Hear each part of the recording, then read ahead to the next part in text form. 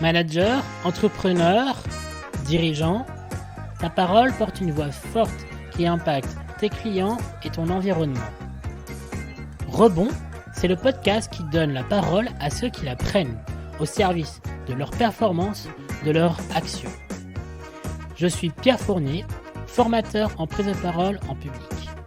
Avec toi, je vais à la rencontre de professionnels inspirants, journalistes, dirigeants, entrepreneurs, managers, qui vous témoigneront de leur rapport à la prise de parole en public, leur apprentissage, leurs conseils, leur impact. Aujourd'hui, nous accueillons Laure Girard, journaliste reporter d'images depuis plus de 15 ans et première femme rédactrice en chef de LMTV, la télévision locale en Sarthe. La meilleure question, c'est pourquoi. Qu'est-ce que ça veut dire, pourquoi ? Ça veut dire que tu as écouté au préalable la personne qui vient de te parler. Mais que tu l'as pas juste écouté, que tu l'as entendu. Sans plus attendre, partons à sa rencontre. Bonjour Laure, merci d'être là pour le podcast Rebond. Merci à toi, c'est rare qu'on nous donne la parole comme ça en fait. Est-ce que tu pourrais te présenter, Laure, en quelques mots, de ton activité, ton action au quotidien ? Alors, je m'appelle Laure Girard, je suis formellement rédactrice en chef de la télévision locale LMTV Sarthe. Ça fait 12 ans que je travaille ici, d'abord en tant que journaliste, reporter d'images. Et puis aujourd'hui, je suis toujours journaliste reporter d'images, mais il se trouve que la fonction de rédactrice en chef est surtout une fonction d'organisation de l'équipe, de management, d'organisation du planning, et ça c'est un vrai sujet qui m'occupe beaucoup, et puis de coordination entre l'équipe de journalistes qu'on appelle la rédaction et les équipes techniques de la télévision et la direction. Je coordonne un petit peu tout ça, enfin, je suis un petit peu au centre de tout ça et je fais le lien. Et c'est passionnant, ça me passionne vraiment, ça fait 4 ans que j'ai ce poste. Et je m'y plais beaucoup parce que j'apprends beaucoup sur l'humain et sur mes collègues, encore plus qu'avant. Mais mon premier métier, effectivement, c'est journaliste reporter d'images, donc c'est aussi de l'humain, c'est des rencontres de terrain et c'est rapporter des faits du terrain en territoire local et d'en construire des reportages pour un journal télévisé assez classique, somme toute, dans le département de la Sarthe. Alors, il faut savoir pour que les personnes qui sont en dehors de Sarthe, LMTV, c'est entre 80 et 100 000 téléspectateurs à peu près. Oui, au global, ouais, bien sûr. Ce qui fait un tiers des Sarthois. Un tiers des Sarthois nous connaissent. Un succès d'estime, ça fait plus de 20 ans maintenant qu'on existe. Comme toutes les télévisions locales, c'est un combat permanent de la part de notre directeur, Pascal Brulon, pour proposer à ce territoire qu'il aime un média audiovisuel télévisé de qualité, qu'il le valorise, ce territoire, parce que c'est vrai que c'est un territoire vraiment chouette. Et je le découvre depuis 12 ans et j'ai pas fini de le découvrir et de le trouver vraiment sympa à vivre, et puis sympa pour sa diversité associative, culturelle, la qualité relationnelle de ces gens. Enfin, vraiment, je dis ça, mais en toute honnêteté, je suis tombée amoureuse de ce territoire et j'aime le valoriser. Et dans un journal indépendant et libre, encore une fois, et ça c'est grâce à notre direction qui nous laisse cette indépendance et cette liberté, on traite aussi de l'actualité plus générale. Alors il y a des choses positives, des choses négatives, mais globalement, nous on essaie quand même, notre ligne éditoriale, c'est quand même d'essayer de montrer ce qu'il y a de beau, de montrer ce qu'il y a de bien, même quand il y a des choses difficiles parfois. Ça fait partie de l'actu. Donc on essaie de trouver un équilibre là-dedans entre l'actu positive, l'actu négative, voilà. Mais c'est vraiment passionnant et c'est un métier d'abord et avant tout de rencontres et de découvertes permanentes. Il faut avoir des yeux d'enfant quand on fait ce boulot. Si on n'a plus des yeux d'enfant, il faut vraiment faire autre chose. Il faut arrêter. D'ailleurs, en tant que journaliste, c'est quoi l'art de la bonne question, de poser la bonne question ? La meilleure question, c'est pourquoi. Qu'est-ce que ça veut dire, pourquoi ? Ça veut dire que tu as écouté au préalable la personne qui vient de te parler. Mais que tu l'as pas juste écouté, que tu l'as entendu. Et ça, pour moi, c'est un apprentissage qui peut être long. pour les jeunes journalistes. J'ai la chance de former beaucoup de journalistes ici à LMTV, beaucoup de stagiaires qui viennent d'école. J'ai un apprenti chaque année et ça, c'est passionnant aussi parce que je vois leur évolution, je les suis vraiment beaucoup. Et je vois bien que c'est dur pour un journaliste, au début, d'écouter la personne interviewée. Parce qu'on part avec ces questions, on a peur de mal faire, on a peur de ne pas comprendre le sujet, on prépare un peu le sujet avant d'aller rencontrer les gens. Et en fait, la meilleure manière finalement de poser des questions, c'est avant tout d'écouter ce que disent les gens. Voilà, tout simplement. Donc la meilleure question, c'est pourquoi ? C'est bête, hein ? L'écoute est indispensable, hein. Moi, je parle dans la prise de parole. Pour moi, c'est le premier élément de base. Écouter ce qui se dit, écouter le récit des personnes, ce que vivent les personnes, parce qu'en fait, ça nourrit à la fois l'humain, enfin l'homme ou la femme qui écoute, et après, ça nourrit aussi la question qu'on veut poser pour préciser la question, ou même pour prendre la parole par la suite, quoi. Ce que les psychologues appellent une écoute active. Et on écoute aussi en regardant. On regarde le langage corporel, on regarde les sourires, les silences disent beaucoup souvent aussi. L'émotion dans la voix, il y a beaucoup de choses à comprendre. On n'a jamais fini d'apprendre à faire ça. Et un bon interview, ce qui est passionnant dans l'interview et dans l'art de poser des questions, pour moi, et l'art d'accoucher, la fameuse maïeutique, eh bien, c'est qu'on n'a jamais fini d'apprendre. On vient avec qui l'on est aussi, on vient avec sa propre expérience de vie, de professionnel, mais de vie aussi, et ça j'en suis vraiment intimement convaincue. Et plus on vieillit, et finalement, plus on devient bon, je pense. C'est comme le bon vin. C'est exactement ça. Enfant, quel a été ton rapport à la prise de parole ? J'ai toujours été bavarde. Ça, faut le reconnaître. Je viens d'une famille de bavards, en plus. Donc, évidemment, les chiens font pas des chats. J'avais un père qui avait une belle voix. Et je sais que ma maman m'a toujours dit qu'elle est tombée amoureuse de sa voix. Parce qu'ils se sont rencontrés au téléphone d'abord. Donc ça, c'est une histoire un petit peu intime, mais c'est quelque chose de joli que j'aime bien raconter parce que c'est vrai qu'on peut tomber amoureux ou amoureuse d'une voix, en l'occurrence. Et mon papa, il avait une manière de prendre la parole très assurée, et il racontait des histoires. Et il aimait raconter des histoires, des blagues. À table, c'est celui qu'on écoutait. Et donc, je pense que je me suis beaucoup identifiée à lui par rapport à ça. Je me suis dit que c'était quand même pas une arme, j'allais dire une arme, mais c'est pas joli, c'est pas ça. Mais en tout cas, que c'était une manière de s'en sortir dans la vie que de savoir maîtriser la parole et le verbe. Je viens ensuite d'une famille où on lit beaucoup. Et je pense que tout ça est lié, où on écoute beaucoup la radio. Chez nous, le média, c'était vraiment beaucoup la radio qui était allumée toute la journée. Et donc, j'ai vraiment grandi dans un univers de paroles, de mots et de verbes. Et souvent, je me fais cette réflexion, au commencement était le verbe, cette phrase biblique, quoi, finalement, d'un texte fondateur. Mais en fait, on est fondamentalement des êtres de parole, je crois, vraiment. Et puis, de toute façon, les histoires traversent les millénaires et ça se fait par le verbe, ça se fait par l'émotion, ça se fait par la parole, ça se fait par tout ça en fait. Et le fait d'avoir que t'es baigné dans des paroles différentes entre la parole de ton père, la parole de la radio, la parole de l'imaginaire, de la lecture, que ce soit des romans ou aussi scientifiques. Nous, c'était beaucoup des romans, c'était beaucoup des histoires. D'ailleurs, j'avais une autre question là-dessus. Je suis très content en termes de transition, c'est parfait. On va dire que c'était fait exprès, mais c'est pas vrai. Hein. Tout est improvisé, pour moi en tout cas. Alors, il faut savoir aussi moi, c'est un challenge d'interviewer parce que tu m'as beaucoup interviewé à l'époque. Vrai. Et donc, c'est un peu pour moi un challenge, mais un challenge plaisant. Le retour de balle. Oui. Pour toi, en tant que journaliste, c'est quoi une bonne histoire vraie et quel est l'objectif de l'histoire ? En tant que journaliste, ouais. C'est vrai que nous, journalistes, et c'est difficile à comprendre parfois, il ne faut jamais perdre de vue que nous racontons des histoires. Mais des histoires vraies, vérifiées, recoupées, sourcées.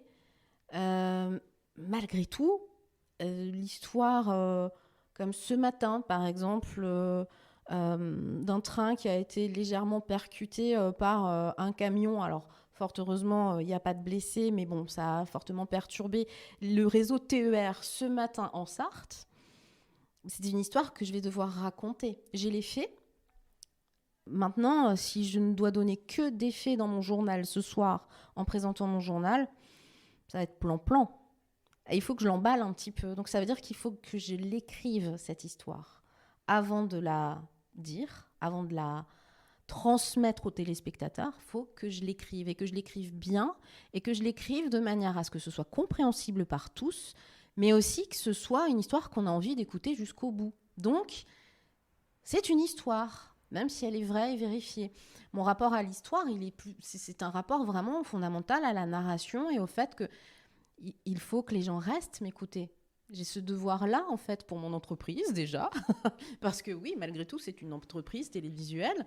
Et puis pour mon journal, quoi. Il y a combien de personnes qui travaillent à l'NTV ? Nous sommes actuellement 14 salariés intégrés. Donc on n'est pas nombreux pour faire de la télévision 7 jours sur 7, 24 heures sur 24, avec un direct d'1h30 chaque soir, du lundi au vendredi. Donc mon travail consiste vraiment à préparer toute la journée le direct du soir et un journal dans ce direct qui ne fait qu'une quinzaine de minutes. Mais en télévision, c'est beaucoup d'images pour alimenter 15 minutes. Voilà, donc on est une petite équipe qui raconte des histoires, encore une fois. Alors, tiens, ça c'est intéressant parce que nous faisons de l'image. Aujourd'hui, évidemment, dans ce podcast, nous parlons de la parole et la prise de parole. Mais un bon journaliste reporter d'images en télévision doit être capable de faire parler les images et de raconter une histoire presque sans parole, en fait. Il faut qu'on puisse comprendre ce qui se passe, que la sémiologie de l'image soit suffisamment bien construite pour signifier quelque chose et que les gens comprennent ce qui se passe, même sans parole. C'est exactement la même chose en prise de parole. C'est-à-dire que souvent, c'est très paradoxal et très contradictoire, mais quand tu parles, quand tu argumentes, c'est que ces mots et ces arguments ne font pas sens pour l'auditoire ou le public. Si, un exemple concret, si je dis que je suis joyeux avec une mine tout à fait triste et d'une tête d'enterrement, c'est très contradictoire. Par contre, si j'ai cette même tête, je ne suis pas obligé de dire que je suis triste.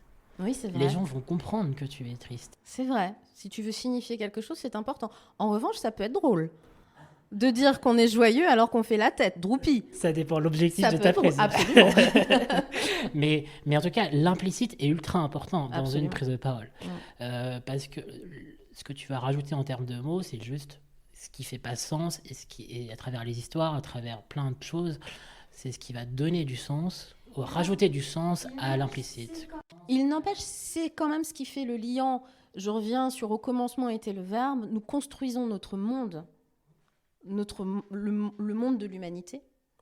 Pas le reste du monde, je pense, mais notre monde d'humain, on le construit avec le mot, les mots. C'est notre ciment, c'est ce qui fait le lien, je crois. Est-ce qu'on en a besoin dans le reste du règne animal ? Je ne crois pas. Il n'y a que nous qui en avons besoin finalement. En tant que rédactrice en chef, quelle est ta mission au quotidien ? C'est ce que je disais un petit peu tout à l'heure. Moi, ma mission, c'est vraiment de faire le lien. Je suis un mot finalement. Tiens, je viens de m'en rendre compte grâce à toi. Je fais le lien entre les différents services de l'entreprise, à savoir les journalistes qui sont indépendants, mais qui ne peuvent pas faire un journal sans les techniciens. Et puis la direction avec qui je travaille aussi sur d'autres projets annexes, des projets d'émission, des choses comme ça. Donc on est une joyeuse équipe et je suis là un petit peu au milieu de tout ça et je fais le lien. Et puis être rédacteur en chef, c'est surtout animer une équipe, quoi, coordonner les choses, prendre certaines décisions. Quand il y a des décisions difficiles à prendre, au final, j'ai cette responsabilité finalement, c'est être un peu plus responsable entre guillemets que les autres, mais pour moi c'est surtout faire le lien, vraiment. En quoi la prise de parole t'aide à faire ce lien ?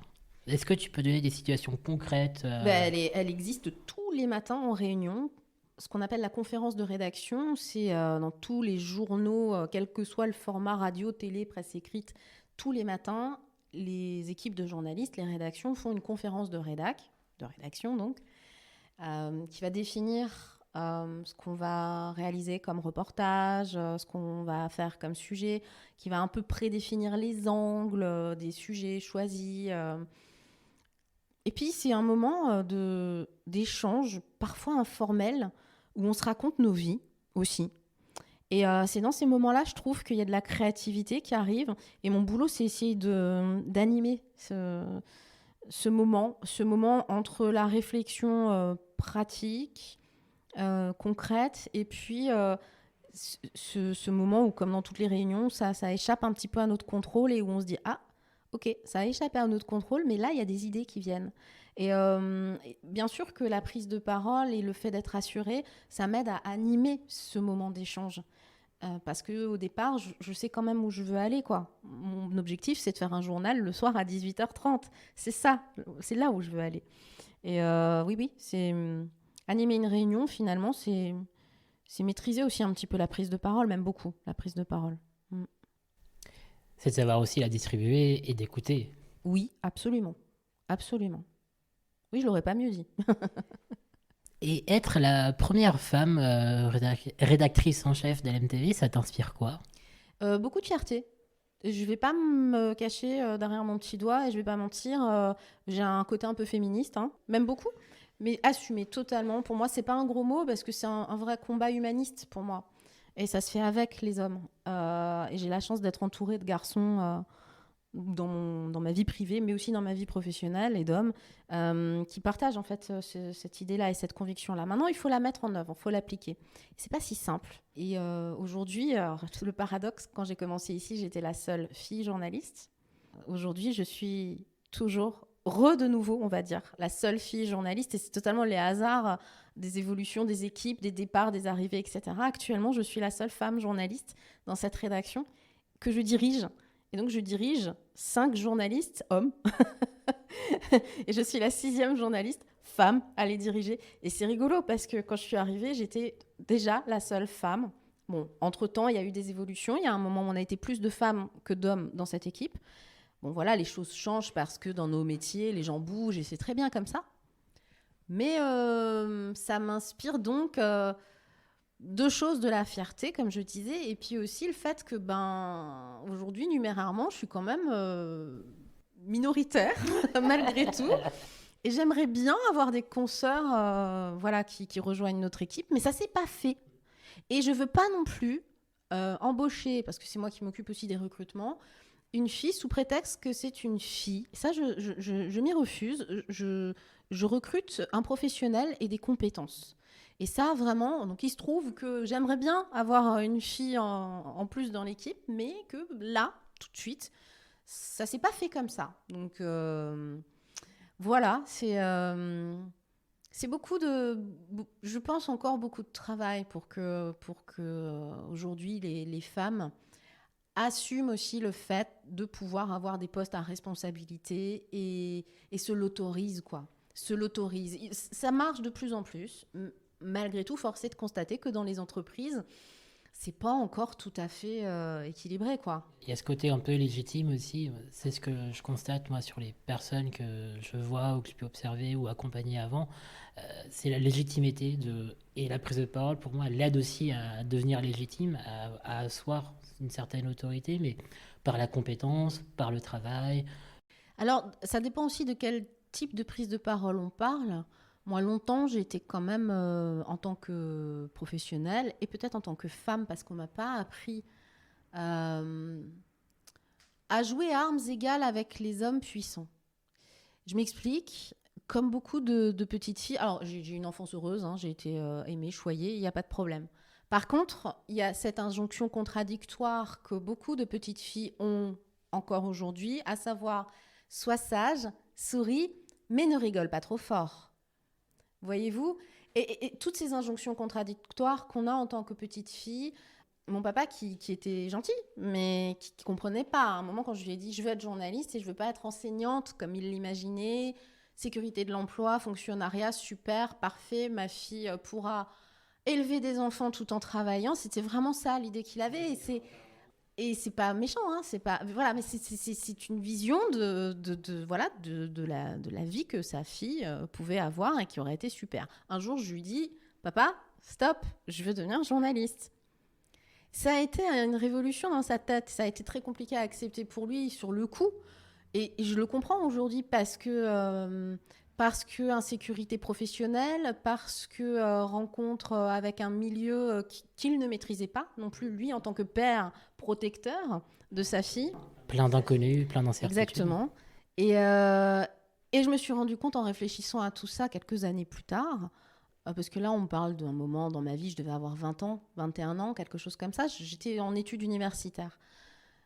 En réfléchissant à tout ça, je me suis dit qu'il ne m'avait pas préparé dans mon éducation à affronter un monde professionnel, quand même majoritairement masculin dans les directions d'entreprise, chez les dirigeants. Mais quel que soit le domaine, finalement, c'est pareil. Et on m'a donc, dans ma famille, pas appris à me confronter à ces gens-là. Or, il y a un rapport effectivement à la prise de parole, un rapport à l'autorité naturelle qu'il faut maîtriser, quoi.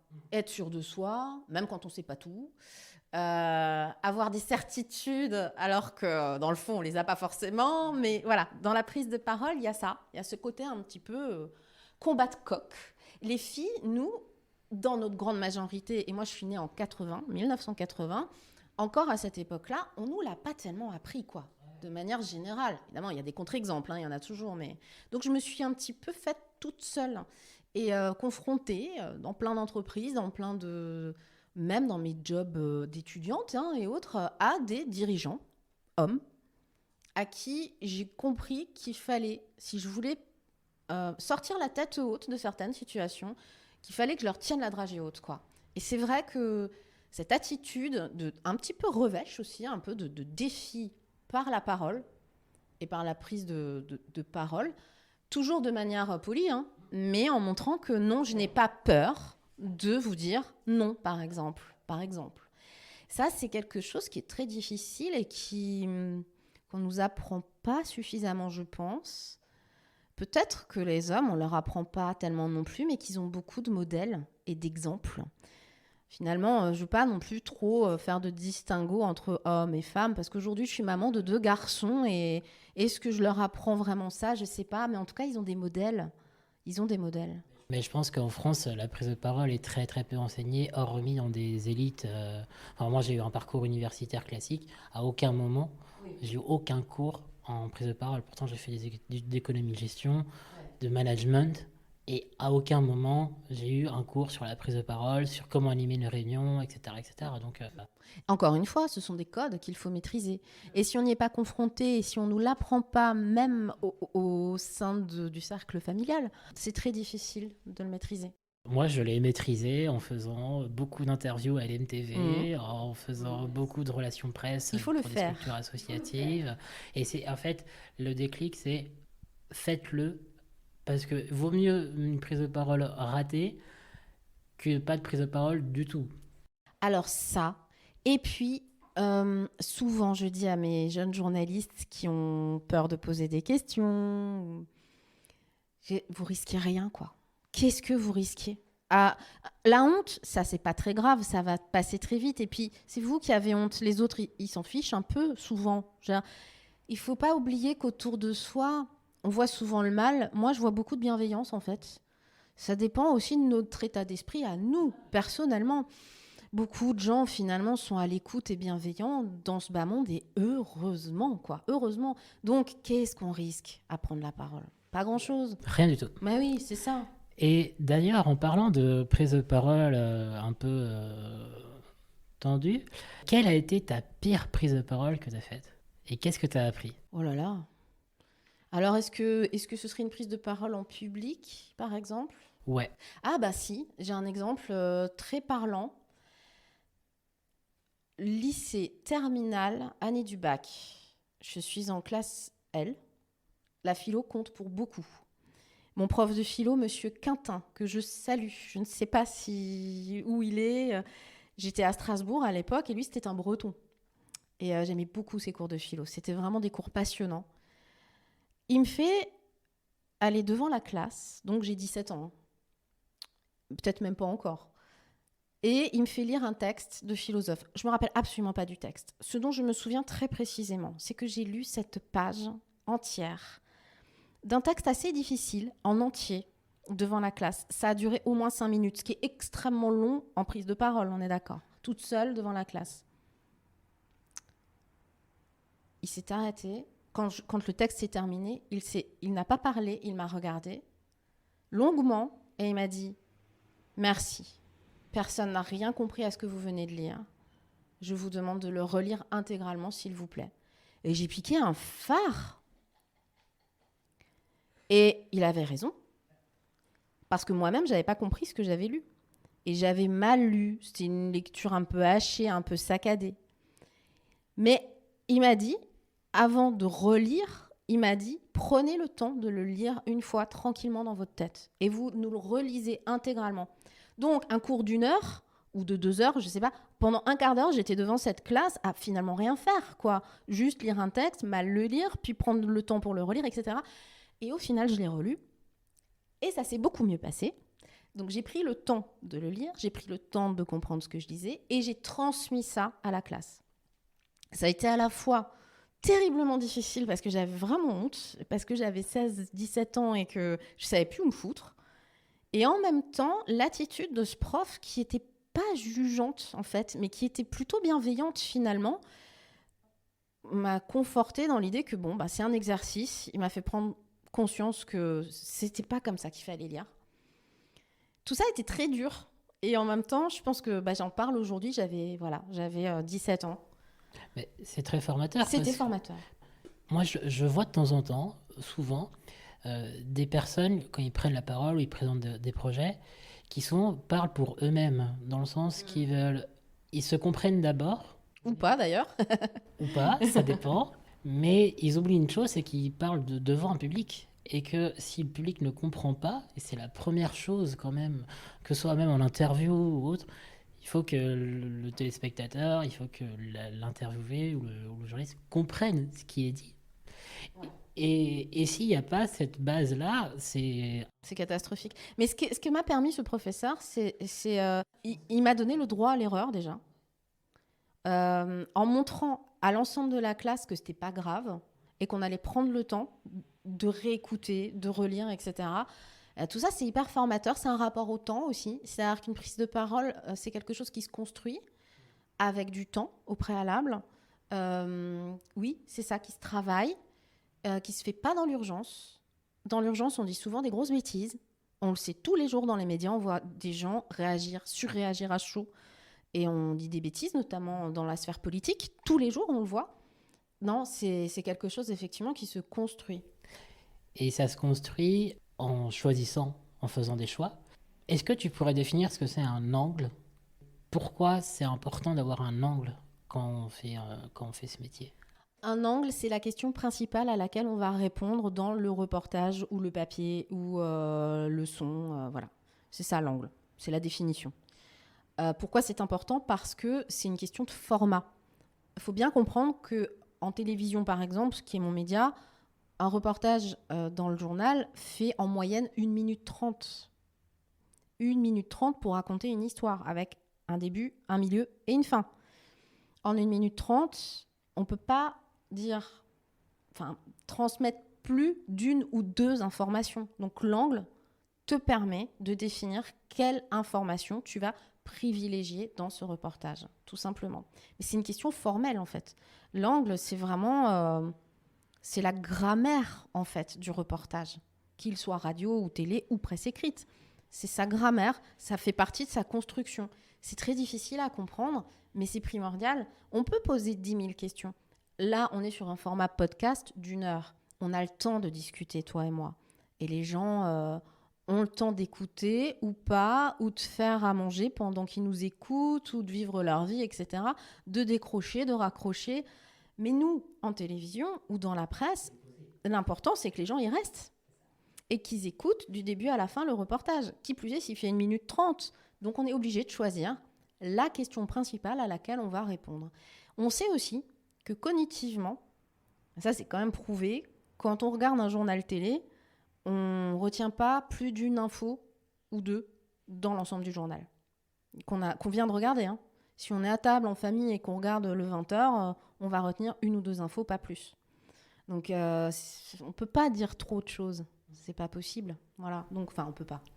On peut tout, mais c'est une question de format. Mais c'est exactement la même chose dans le cadre d'une prise de parole pour n'importe laquelle. Moi, c'est la question que je pose à chaque fois, que je me pose à chaque fois que je suis venu avec toi ici à l'NTV ou ailleurs, ou pour n'importe laquelle, c'est qu'est-ce que je veux que le public fasse à la fin en termes d'action. Est-ce qu'il doit être informé? Est-ce que ça doit être pour signer un prospect? Est-ce que c'est pour émouvoir? Est-ce que... c'est définir pour moi ça. Donc c'est vraiment l'angle pour moi de l'orateur. C'est répondre à cette question avant. Et c'est la première étape de toute la préparation après par la suite qui mène vers la prise de parole. Il y a deux choses, et c'est un peu pareil en journalisme. Quels sont tes objectifs? C'est ce que tu viens de dire. Quels sont tes objectifs? Ou ton objectif principal, ça peut être juste un objectif. Par exemple, des prospects, oui, ça c'est important pour une entreprise. Et puis, à qui on s'adresse? À qui on s'adresse? C'est une question à se poser qui est fondamentale. Est-ce que tu t'adresses à l'ensemble de la population, de manière très générale? Est-ce que tu t'adresses à des enfants, à une tranche d'âge, par exemple? Et là, tu vas devoir adapter ton discours, en effet. Et ça, c'est fondamental dans la manière dont ça va être perçu, évidemment.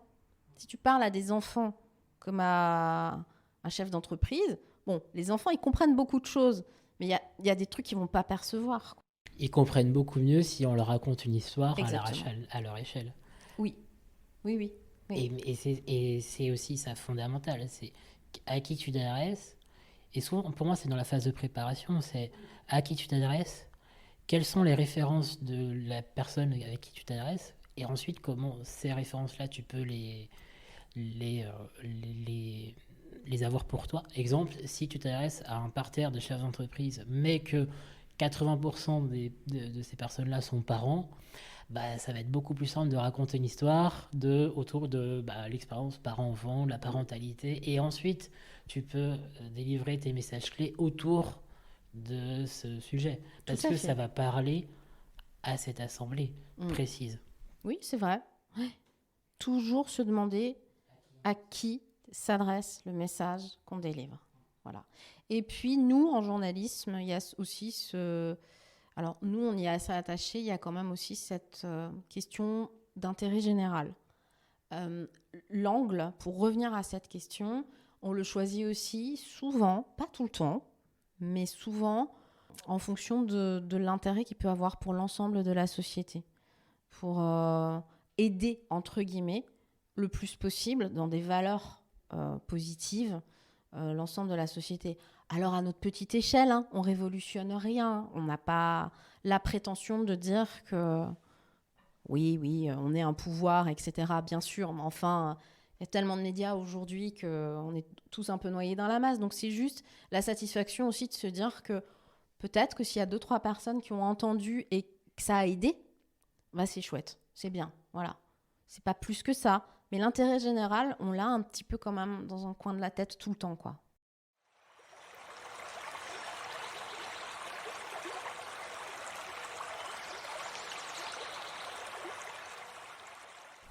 Est-ce que tu pourrais nous raconter des impacts concrets que tu as eus grâce à ta prise de parole au quotidien, ça peut être en conférence de rédaction ou avec sur le terrain, ou traiter des sujets? Est-ce que tu as pu avoir, toi, des évolutions ou des impacts pour les téléspectateurs? Oui, alors, encore une fois, c'est très modeste, mais oui, bien souvent, les associations qui viennent nous voir pour faire un reportage ou inviter sur notre plateau télé nous font des retours en nous disant que le passage sur un plateau de télé, même en local, leur a permis de se faire connaître, leur a permis de trouver des partenaires. On a le sentiment, avec ces retours très concrets, réguliers, qu'on a même souvent par mail, les remerciements tout simplement par mail, ça fait hyper plaisir.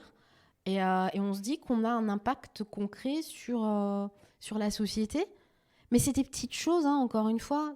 C'est pas ma prise de parole à moi, Laure Girard, sur LMTV Sarthe, change pas le cours de l'histoire. Mais si, parce que ça change des petites choses pour des personnes. Et c'est satisfaisant. Comme un enseignant dans sa classe, je compare souvent notre métier sur la question de la transmission d'une connaissance. Moi, j'ai pas le savoir, j'ai plein de connaissances ponctuelles que je transmets. Et transmettre comme un enseignant dans sa classe, c'est un moment de se dire, peut-être qu'il y en a un ou deux des gamins dans cette classe qui vont recevoir le message que je viens de leur donner et qui en feront quelque chose dans leur vie. Comme mon prof de philo en terminale qui m'a fait relire et qui m'a laissé le temps de relire et qui m'a laissé le droit de me planter. Eh bien, oui, ça m'a construite. Et nous, en fait, modestement, quand on transmet des infos et quand on reçoit des gens et quand on donne la parole aux gens, parce que c'est aussi un peu une tribune qu'on leur laisse, ben, modestement, on change un petit peu le cours peut-être de leur vie, de leur projet.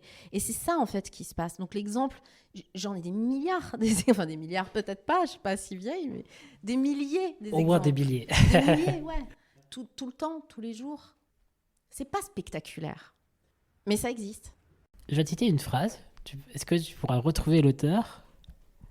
Ce que l'on conçoit bien s'énonce clairement et les mots pour le dire arrivent aisément. Oui, j'ai lu ça. Alors l'auteur. Ce que l'on conçoit bien s'énonce clairement et les mots pour le dire arrivent aisément. C'est un poète Boileau, ouais. Nicolas Boileau. Et est-ce que tu peux me dire, déjà, qu'est-ce que ça t'évoque, cette phrase ? Et quel lien tu fais avec ton métier au quotidien ?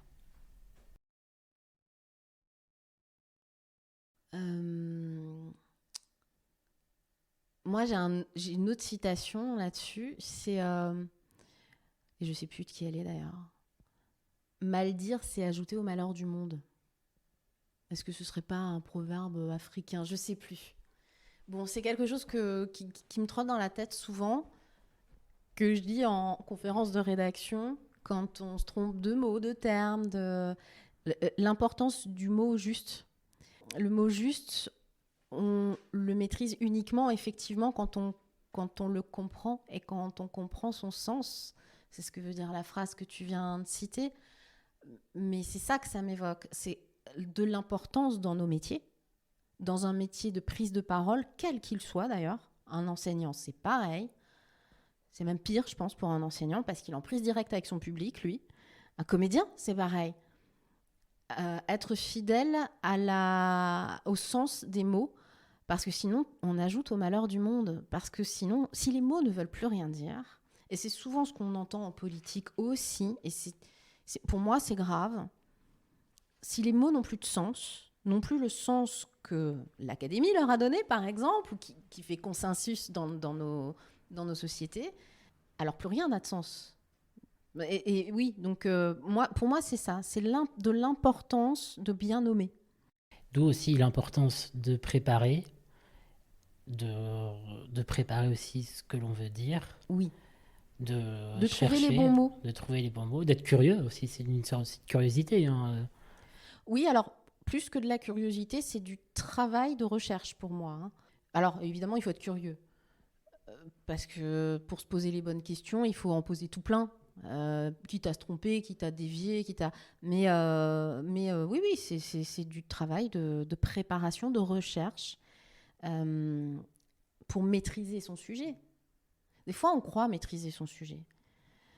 Demande à n'importe qui dans la rue, parlez-moi de vous en 2 minutes. Ben, y a plein de gens qui vont arrêter au bout de 30 secondes parce qu'ils ne se connaissent peut-être pas eux-mêmes, ou en tout cas, ils n'ont pas verbalisé qui ils étaient. Et c'est pas un jugement de ma part, c'est juste, on leur a pas laissé le temps de préparer. Si on leur tend le micro dans la rue, qu'on leur dit présentez-vous en 2 minutes, vous voyez. Et ouais, c'est... Oui, ça demande de la préparation, de la réflexion, du travail de recherche. Je vais te citer une autre chose, je pense que tu connais. La phrase suivante, c'est « Publier seulement les informations dont l'origine est connue ou les accompagner si c'est nécessaire ». Est-ce que tu pourrais me dire d'où ça vient pour les gens qui ne connaissent pas? C'est la charte de Munich. Tout à fait. Donc, c'est notre charte fondamentale des journalistes. Hein. Waouh! Heureusement que je ne me suis pas trompée là-dessus parce que c'est la honte sinon. C'est la charte en fait qui définit notre éthique professionnelle.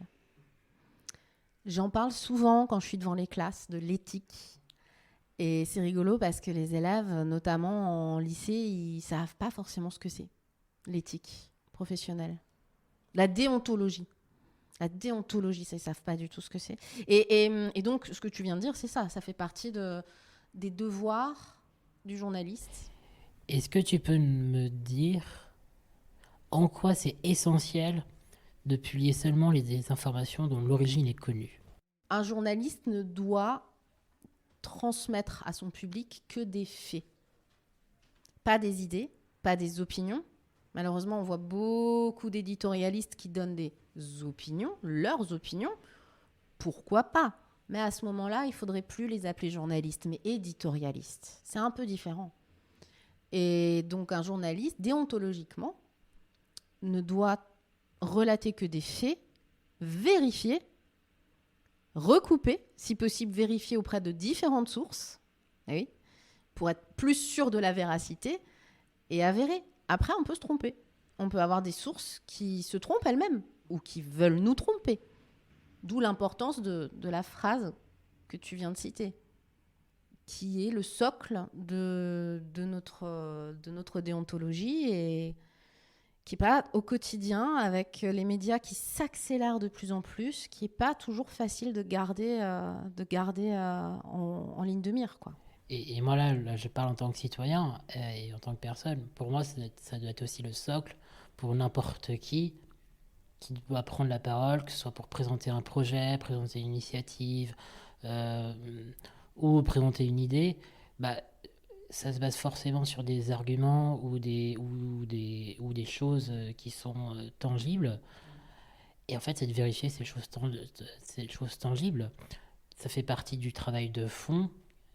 Et la forme va nourrir le fond, mais si le fond n'est pas sourcier, n'est pas sourcé, n'est pas vérifié. Mais je crois qu'en fait, pour n'importe quel individu, c'est une question d'honnêteté intellectuelle. D'honnêteté avec soi-même.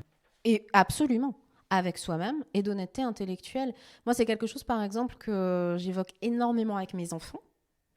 J'ai un préado. Et on en parle énormément parce que souvent, mais oui, j'ai vu sur les réseaux, oui, j'ai vu sur TikTok, c'est vrai. Mais alors, attention, c'est vrai. Pourquoi? Parce que l'influenceur te l'a dit. Et c'est quoi la source? Alors, évidemment, moi, je suis journaliste. Le pauvre, il est une mère journaliste, donc je l'embête beaucoup avec ça. C'est visible, mais c'est pas forcément vrai. Mais voilà. Et ça, c'est des sujets sur lesquels je reviens sans arrêt. Alors, ça le saoule beaucoup et c'est bien normal. Et je m'attends à ce qu'à un moment, il m'envoie bouler avec ces questions-là parce qu'à un moment, c'est peut-être comme ça que ça va se passer. Peu importe. Il faut revenir là-dessus beaucoup, ouais, mais avec tout le monde, hein, parce que je parle de mon gamin, mais je pense qu'on est tous crédules, facilement manipulables. Moi, la première, hein, je me fais avoir tout le temps. Hein. Moi, la première, mais vraiment, alors là, tiens, l'intelligence artificielle, dernièrement, il y a quelques mois, tout le monde a dû voir cette image du pape avec une doudoune blanche. Et sur Insta et autres, on pouvait lire cette année, la Fashion Week, ça va beaucoup trop loin, en mode blague. Et moi, j'ai trouvé ça très drôle. Franchement, ça m'a fait rire parce que c'est vrai que l'image était plutôt rigolote. Et je me dis, tiens, c'est fou quand même, cette doudoune blanche que porte le pape. Or, c'est une construction de l'intelligence artificielle totale. Mais avec la force, la puissance des réseaux sociaux, en 48 heures, tout le monde avait partagé ce truc et tout le monde se disait dingue, la Fashion Week. Et moi, la première, j'ai foncé mes têtes baissées et j'étais mais vraiment convaincue parce que c'était tellement bien fait, hein, la force de l'image et la manipulation. Et en plus, là, on parle d'intelligence artificielle, donc waouh, c'est vertigineux. Donc oui, il faut toujours être acteur de l'information que l'on reçoit et se demander si effectivement... quels sont les objectifs de ce média ou pas média, je veux dire, hein, ou de ce réseau social ou autre. Et puis, quels sont les objectifs de la personne qui transmet ce message. Et puis, se demander si cette personne a les bonnes sources, quoi. Les influenceurs, c'est pas, je pense que dans leur tête, c'est pas malveillant dans leur tête, pour la plupart. Hein, je veux dire, voilà, ils ont des idées, ils veulent les partager, pourquoi pas. Moi, je suis pas contre, hein, au contraire. C'est la porte ouverte, effectivement, à la parole libre de tous, très bien. Maintenant, quand on reçoit cette parole, ouais, faut être vigilant et acteur de l'information que l'on reçoit. Donc, c'est ce que je fais avec mon fils. Je sais pas si j'y arrive. Développer l'esprit critique. Développer l'esprit critique. Enfin, c'est un chantier en perpétuel mouvement et je crois qu'on n'aura jamais fini de se faire manipuler. Ça a toujours existé. Les influenceurs ont toujours existé. Depuis la nuit des temps. Depuis la nuit des temps, absolument. Il n'y a pas que les réseaux sociaux dans la vie. Comment fais-tu pour préserver ta voix ? Oui, c'est une très bonne question parce qu'il m'est arrivé souvent, dans des périodes de grosse fatigue, d'être aphone. Et quand ça dure 24 heures, ça passe. Quand ça dure 3 jours, ça devient compliqué pour travailler. Je pense que j'ai la chance d'avoir la capacité à la poser un peu tout le temps. Je sais comment poser ma voix, en fait. Je pense que j'ai pas la meilleure voix du monde, surtout parler. J'ai appris à chanter petite. J'ai fait beaucoup de chorale depuis toute petite. J'en ai fait longtemps. Donc je chante. Enfin, j'ai toujours été un peu chanteuse. Et ça m'a appris vraiment à maîtriser l'instrument. Parce que c'est un instrument qu'on a tous, mais on n'en a pas tous conscience. Et j'ai toujours su poser mon souffle, travailler sur le souffle, travailler avec la caisse de résonance. Au moment où je te parle là, je sens bien que ça vibre au niveau de ma tête, de ma boîte crânienne, de mon nez, des sinus. J'ai appris ça en chant, puisque c'est ce qu'on nous apprend en premier en chant. On ne travaille pas avec le ventre, on travaille avec la tête quand on chante. Et donc, j'ai toujours su préserver la gorge, parce que c'est la gorge qui trinque quand on pousse dessus. Il suffit d'être dans un concert en tant que spectateur et de crier toute la soirée parce qu'on adore le groupe, ce qui m'est arrivé, hein, parce que moi j'adore la musique, et de sentir que le lendemain la voix elle déraille, hein, ça va plus parce qu'on a trop crié. Mais pourquoi ? Parce qu'on a utilisé les cordes vocales et la gorge, la partie finalement musculaire la plus fragile. Quand on utilise moins le muscle mais qu'on utilise finalement l'air et la caisse de résonance, en fait, on laisse tranquille les cordes vocales et on peut parler pendant des heures. J'ai la chance d'avoir compris ça, petite, grâce au chant. Et c'est comme ça que j'entretiens ma voix, ni plus ni moins. C'est-à-dire que je pense que j'ai appris à l'utiliser grâce à la musique, en fait. Ouais. Et une passion. En plus, c'est cool. Enfin, j'étais prédestinée à utiliser ma voix depuis petite.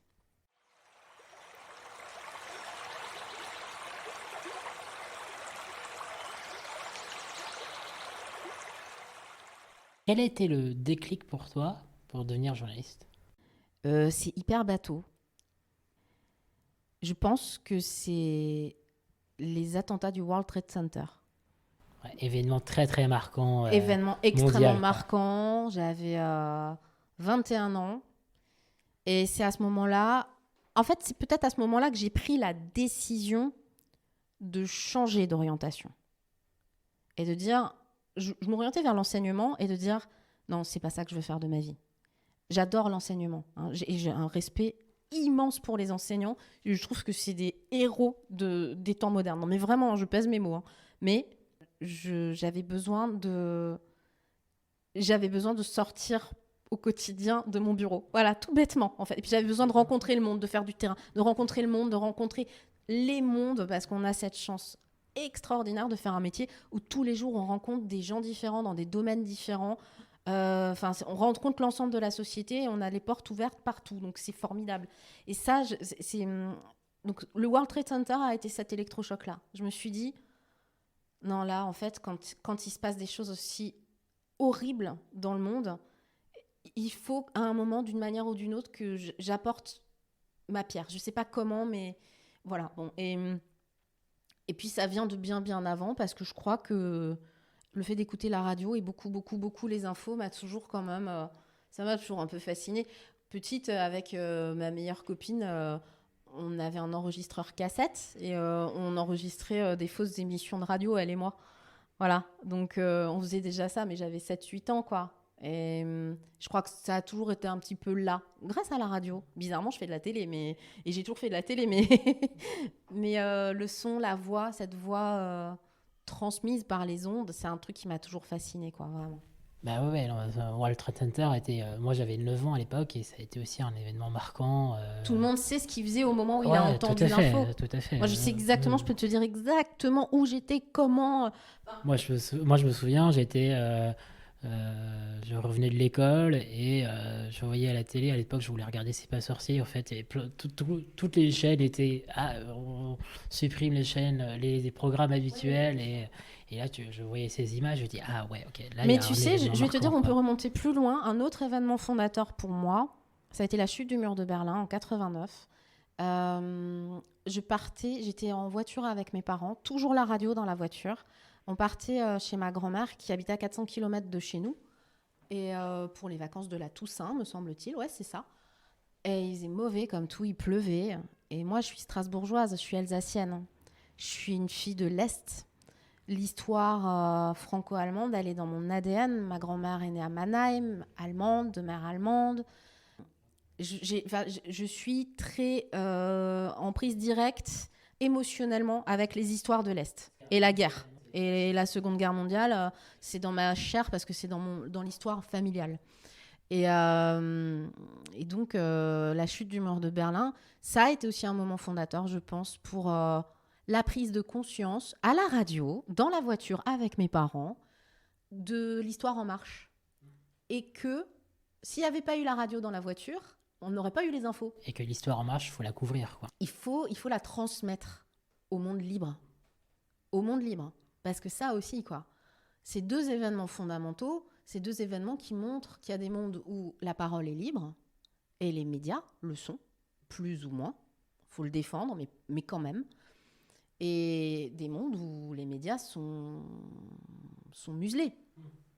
Et voilà, l'histoire de l'Allemagne de l'Est, c'est ça aussi. Hein. C'était la pensée unique malgré tout. Et un film, par exemple, qui me bouleverse, c'est Goodbye Lénine. Je sais pas, j'ai dû voir ce film 30 fois.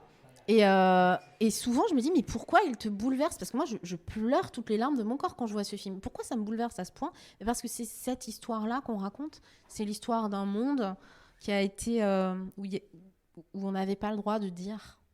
Et où tout d'un coup, on ouvre, quoi. Et on ouvre les vannes. Et ouais, c'est ça, c'est des événements alors tristes hein, et durs, mais fondateurs pour l'évolution de nos histoires contemporaines et que j'ai découvert à travers les médias audiovisuels. Et oui, et qui, je pense, m'ont marqué tellement qu'à un moment, en tant qu'enfant et jeune adulte, ça a été fondateur dans ma prise de décision de devenir journaliste, ouais, vraiment. Ouais, moi, alors, j'étais pas né sur le mur de Berlin, mais World Trade Center, ouais, ça a été marquant. Et ça a traversé pas mal de choses aussi. À l'époque, je voulais devenir aussi journaliste parce que je voulais aussi être dans dire de raconter et de transmettre et de donner la parole aux autres, quoi. Mais bon, je fais autre chose. Mais en tout cas, c'est des événements comme ça qui sont très, très marquants. Sans transition absolue, tous les jours, tu as l'habitude d'accueillir des personnes qui sont pas à l'aise avec la prise de parole. Quels seraient toi le conseil ou les deux conseils que tu pourrais donner ? Mon premier conseil que je donne depuis très longtemps, parce que moi-même j'ai été une toute jeune journaliste télé terrifiée à l'idée de passer à l'antenne. Hein. Au début, on stresse. Et je me suis rendu compte qu'il fallait que je parle à quelqu'un. Et c'est ce qu'on apprend aussi dans les écoles de journalisme. Aujourd'hui, on fait ça bien. Dans les écoles, on donne ce tuyau de quand vous parlez dans le micro et que ça vous fait peur, ne serait-ce que de parler dans le micro, même pas encore devant une caméra, hein, juste dans un micro, mettez la photo de quelqu'un que vous aimez ou de votre chien, peu importe, enfin, un être qui vous est cher devant vous et vous parlez à cette personne. On parle à un auditoire, oui, mais en fait, on est des êtres humains et on a besoin d'avoir un regard en face de soi, on a besoin d'avoir une présence en face de soi ou de se l'inventer. C'est le conseil que je donne aux gens. C'est quand je vois qu'ils sont stressés, je leur dis on parle tous les deux. On est tous les deux. Vous me parlez à moi, je vous parle à vous. Je confirme ce que je Ouais, fais, c'est ce que je te l'ai dit. Oui. Bah, c'était il y a longtemps en plus, tu vois, donc je n'ai pas changé. En fait, je Et- n'évolue pas. et ça, ce que tu m'as dit, moi, ça m'a marqué parce que maintenant, c'est ce que je dis aussi aux personnes j'accompagne ou que je vois. La prise de parole, présenter un projet ou autre, c'est d'abord un dialogue. C'est d'abord une discussion, même si parfois il n'y a pas de retour, quand on est sur une grosse assemblée, mais il y a toujours de l'information, il y a toujours des choses à capter, il y a toujours des choses à recevoir. Et c'est pas un monologue, c'est d'abord un dialogue avec quelqu'un. On peut dire aux gens, faites-vous confiance, mais ça marche pas. Parce que les gens en face, quand ils sont stressés, confiance, pas confiance, ça veut rien dire. C'est complètement abstrait comme conseil. Donc le conseil concret que je donne, c'est parlez-moi, regardez-moi, faites-moi confiance aussi. Faites-moi confiance parce que je suis pas là pour vous nuire. La plupart du temps, voilà, c'est plutôt bienveillant. Donc, et puis l'autre chose, c'est quand même souvent, ne lisez pas vos notes. Parce qu'on est prisonnier de ces notes. On connaît nos sujets, on a peur d'oublier un chiffre, un machin, un truc. Mais quelque part, on s'en fout de ces détails. Il ne faut pas être prisonnier de ces notes. Il faut un peu lâcher prise. Tiens, un exemple très concret de lâcher prise. Je sors d'une période très fatigante au boulot. Et donc, j'ai quand même un journal à présenter régulièrement le soir à 18h30. Donc, en fin de journée, hein, parce que la journée, elle commence plutôt à 8h. L'autre jour, je me suis sentie vraiment épuisée. Mais le genre d'épuisement qui donne envie de pleurer, quoi. Ouais, vraiment, ça arrive. Hein. Et je suis quand même allée en plateau à 18h30. Et j'ai fait un journal excellent. Et je ne sentais plus la fatigue. Et j'ai même dit à mon collègue, avec qui je co-anime, Aurélien, je lui ai dit, je comprends pas. J'étais au plus mal il y a 1 heure. Et j'étais vraiment... Et puis, j'ai jamais savonné sur aucun mot. Il y avait des mots un peu compliqués, des noms de famille, des fois un peu compliqués, où on savonne, où on se trompe et tout. Elle a pas du tout.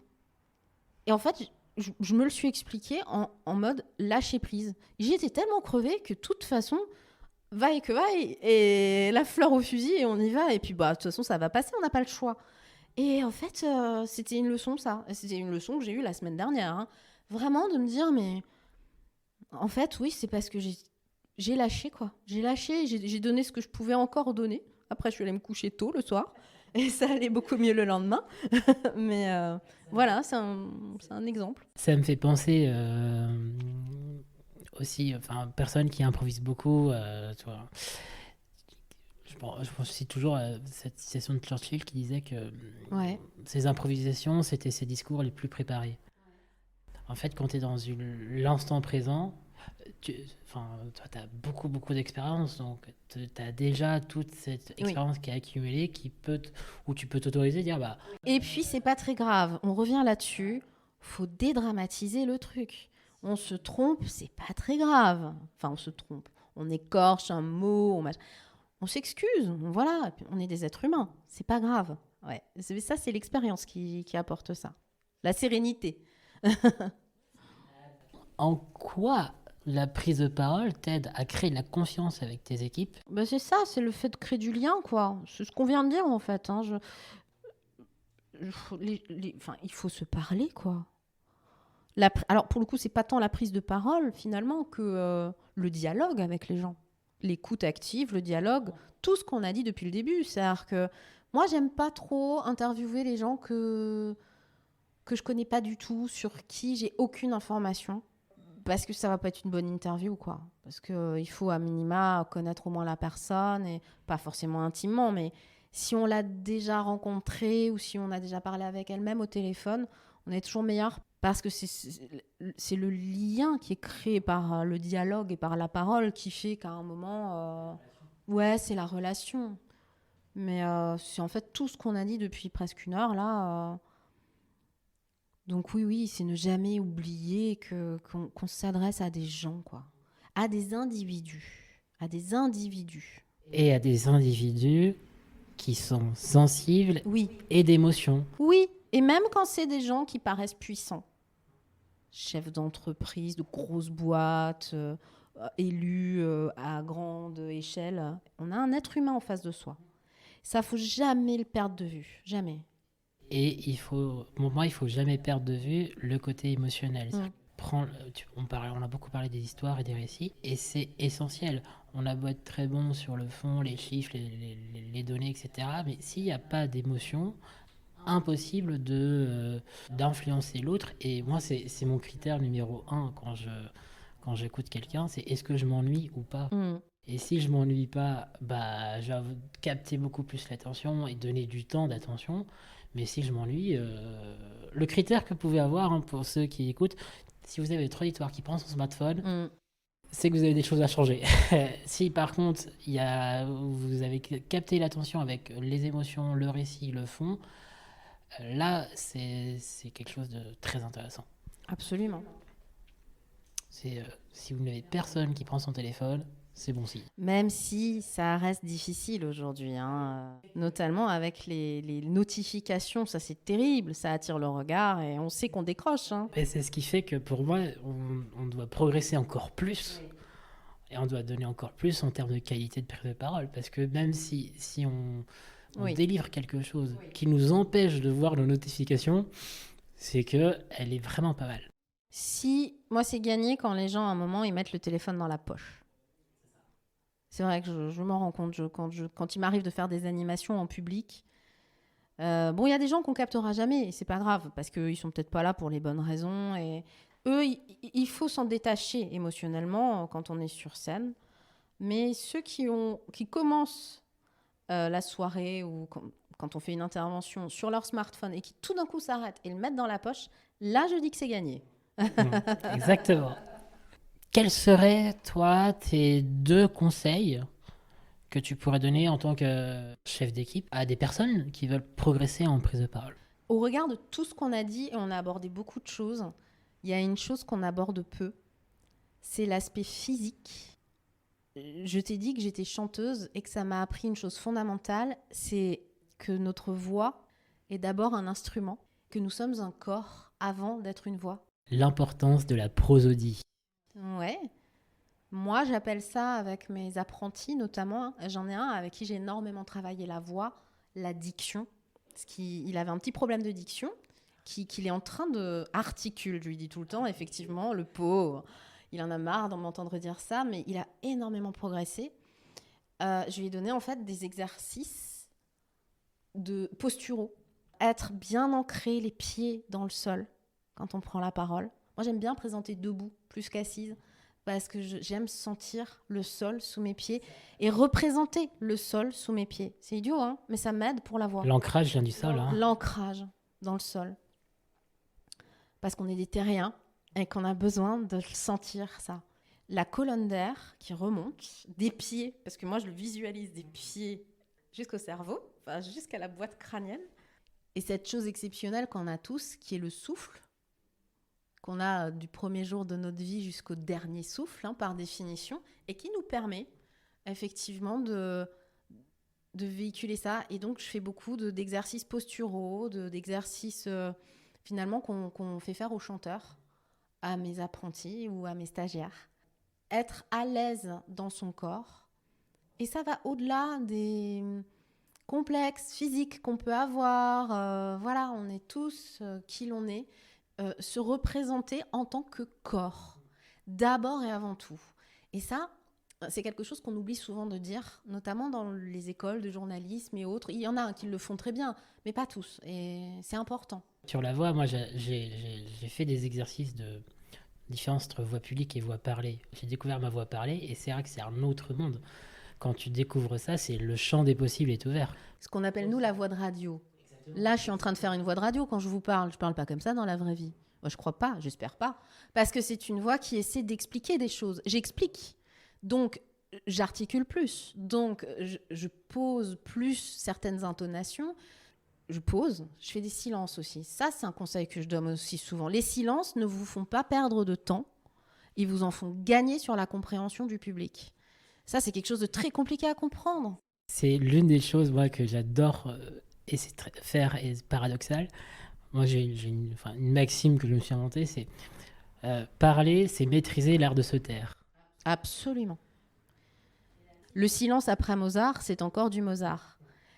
La musique, ce sont des sons ponctués de silence. L'un ne va pas sans l'autre. Il n'existe pas sans l'autre. Et ça, c'est fondamental. Oui, le conseil que je donnerais vraiment, c'est de se penser comme un musicien. Se penser comme un corps, instrument de la parole. C'est ce que nous sommes, des instruments de la parole. Faites que votre parole soit musicale et corporelle. En tout cas, essayez de la visualiser, comme ça. Ça aide, je pense, beaucoup. Mais ce sont des exercices, c'est comme du yoga. Ça se travaille, absolument. Mais tout le monde peut y arriver. Tout le monde. Merci beaucoup, Laure. C'est un sujet passionnant, on pourrait en parler pendant des heures, mais on va s'arrêter. Merci en tout cas. À bientôt. Si cet échange t'a plu, n'hésite pas à t'abonner et à mettre 5 étoiles sur ta plateforme de podcast préférée. Tu peux aussi la partager à tes proches qui seraient sans doute inspirés par ce témoignage. En attendant les prochains épisodes, tu peux retrouver ma newsletter, des conseils une fois par semaine pour progresser en prise de parole. Parle bien, fais-toi confiance, bonne journée à toi et à bientôt pour une nouvelle rencontre.